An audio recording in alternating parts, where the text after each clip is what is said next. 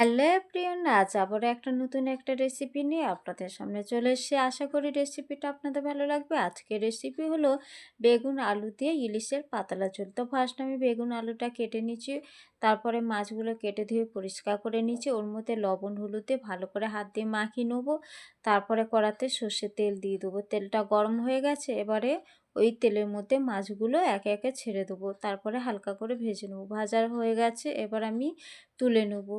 তুলে নিয়ে ওই তেলের মধ্যে বেগুনগুলোও দিয়ে দেবো, ওর মধ্যে লবণ হলুদ দিয়ে হালকা করে ভেজে নেবো। ভাজা হয়ে গেছে, এবার আমি তুলে নেব। দেখুন মাছ বেগুন একদম রেডি হয়ে গেছে।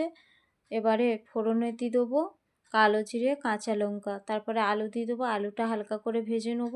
ওর মধ্যে পরিমাণ মতো লবণ দেবো, তারপরে হলুদ দিয়ে দেবো, দিয়ে 5 মিনিট কষিয়ে নেবো। কষানোর পরে পরিমাণ মতন জল দিয়ে দেবো। ঝোল ফুটে গেছে, এবার মাছগুলো দিয়ে দেবো, তারপরে বেগুনগুলোও দিয়ে দেবো।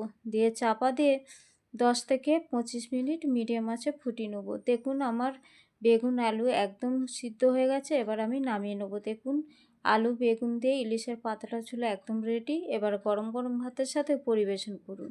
চলুন আমি এবার টেস্ট করি কেমন হয়েছে। সত্যি বলছি বন্ধুরা, সব মিলে জাস্ট ফাটাফাটি হয়েছে। এভাবে আপনারা বাড়িতে বানিয়ে দেখুন, অবশ্যই ভালো লাগবে। যদি আমার ভিডিওটা আপনাদের ভালো লেগে থাকে, অবশ্যই একটা লাইক কমেন্ট শেয়ার আর ফলো করে পাশে থাকবেন। ততক্ষণের জন্য টাটা, সবাই ভালো থাকবেন।